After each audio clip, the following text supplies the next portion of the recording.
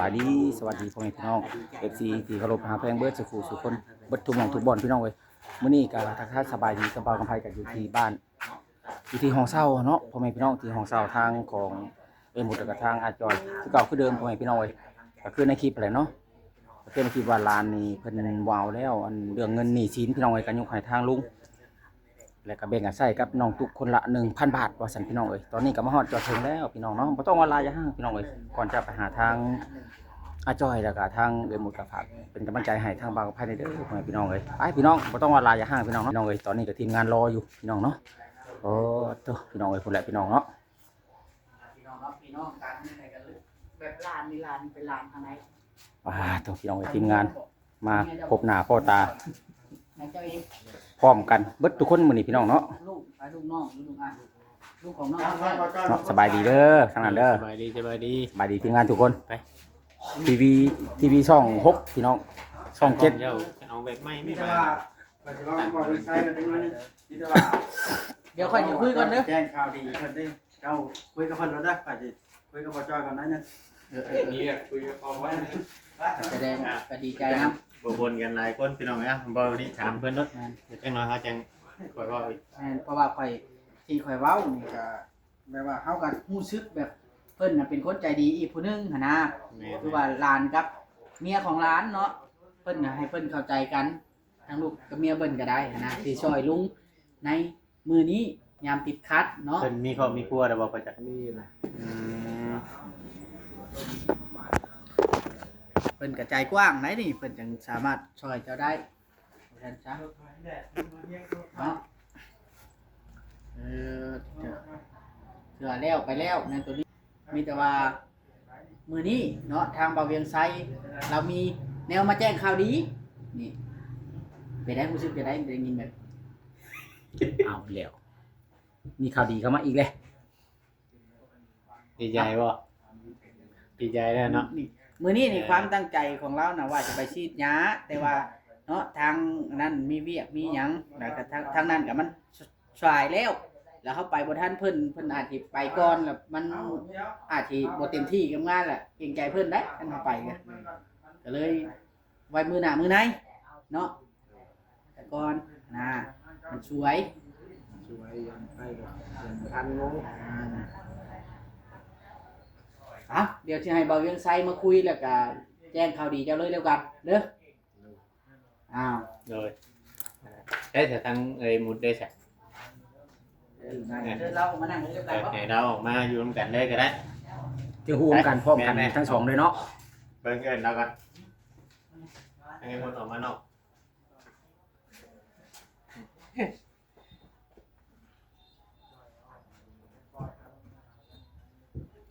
ให้มุนนั่งอยู่ที่ข่อยไปกลางนั่นบัดนี้เด้อโดย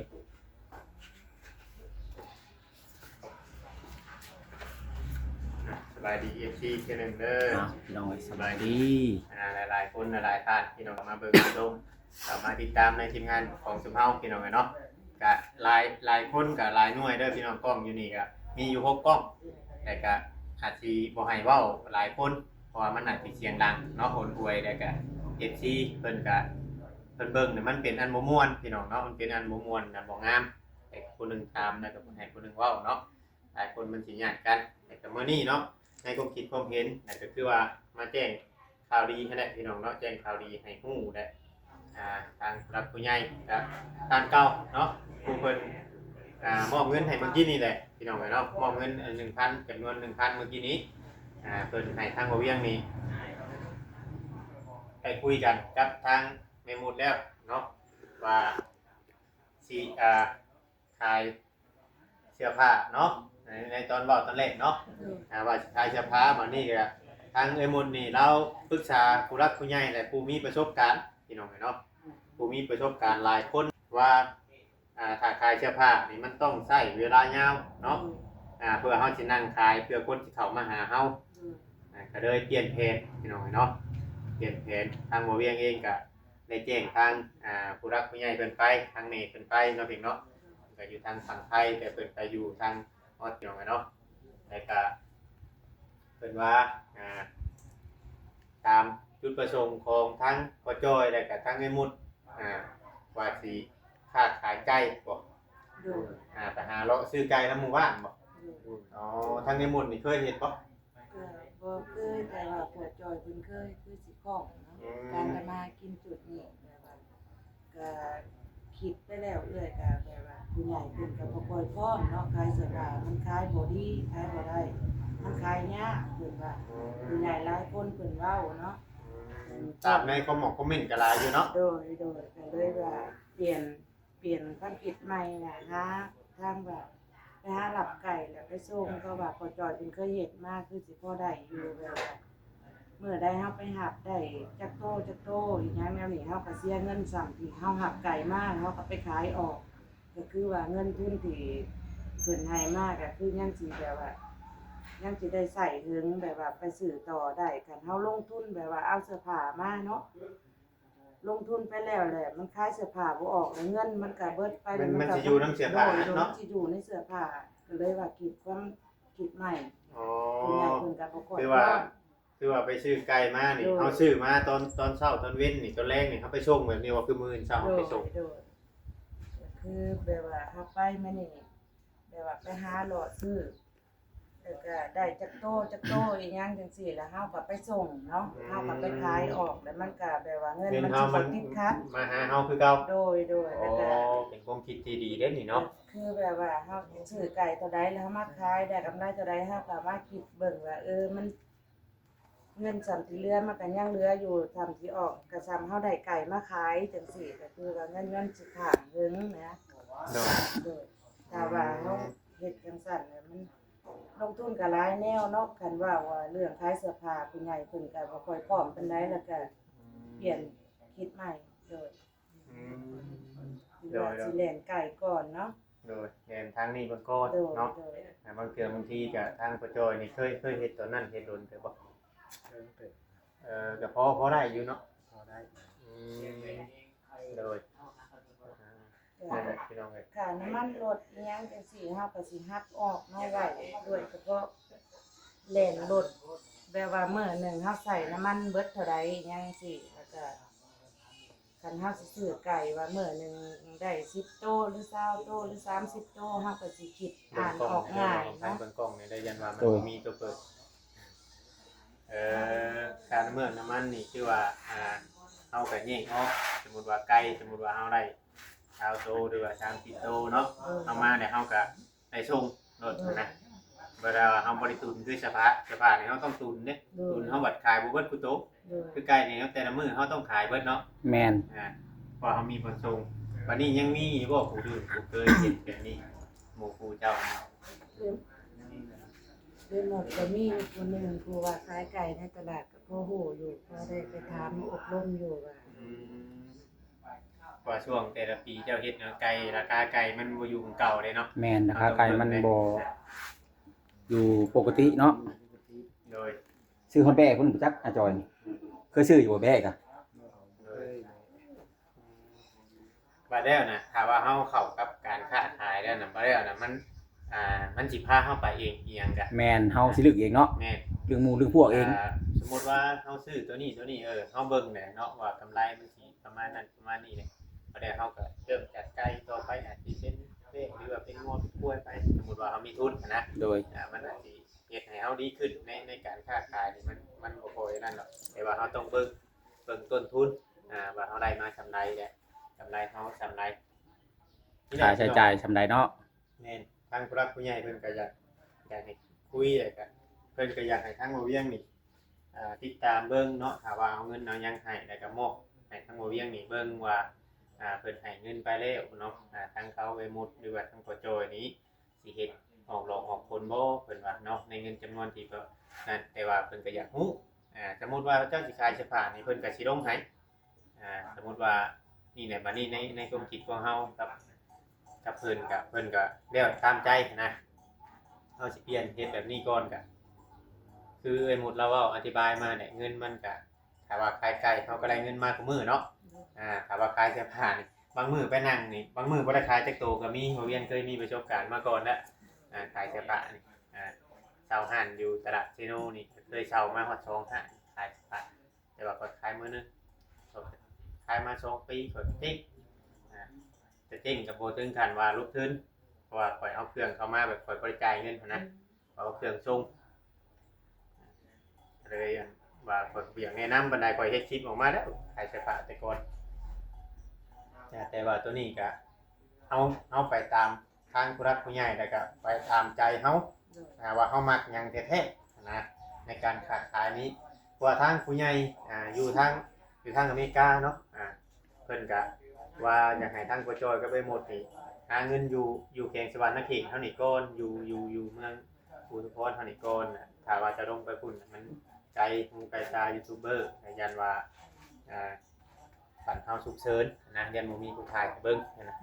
ยันมีปัญหายันแบบว่าเฮาตกทุกข์ตกยากบ่ แม่นๆในก็เพิ่นก็ติดตามเบิ่งอยู่เด้ว่าทางบ่จอยก็ไปหมดนี่ใช้ชีวิตแบบไร โดย เพิ่นอยากให้เฮาถ่ายเบิ่งแต่ละมื้อว่าเพิ่นเด็กดึงขึ้นอันใดพี่น้องเนาะคือว่าเพิ่นฝากเงินมาตัวนี้เนาะ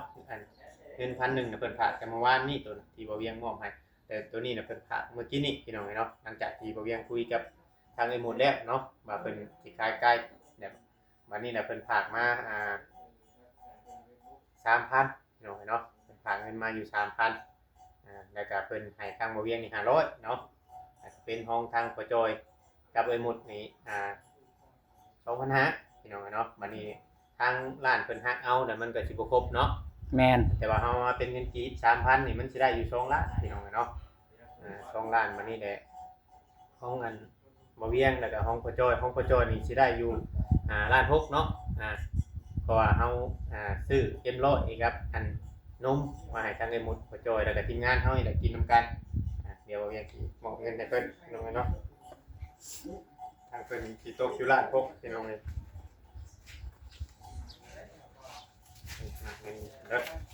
อาจอยเลยหมดเป็นเงินก้อนโตอีกแล้วพี่น้อง สองเด้งได้มื้อนี้ ส เนาะ องเด้งมื้อนี้ 2 3 4 5 6 7 8 9การเซ็น1บ่จอยเอาไปซื้อเอ็มร้อยเนาะ แม่น ตื่นใจมันก็10นี่เป็นล้านนึง อาจอยเองหมด บ่จอยนับ ได้เงินก้อนโตอีกแล้ว นับไปก่อน นับเบิ่งยันบ่ครบ นับไปให้เมียนำน้ำสิ แม่นแล้วเว้าให้เมียเก็บอีกได้ 10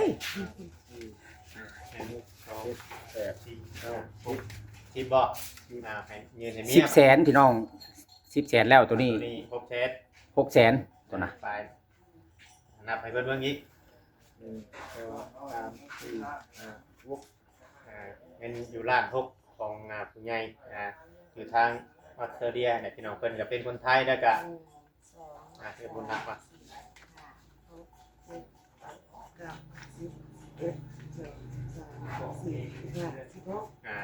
16ใบก็คือว่าล้าน6เงินล้าน6นี่บ่เวียงสิขอถามสมมุติว่าซุมเจ้าไปซื้อมื้อนึงนี่ซื้อไก่นี่เบิดบ่ต้องเบิ่งถามมื้อซื้อได้อัน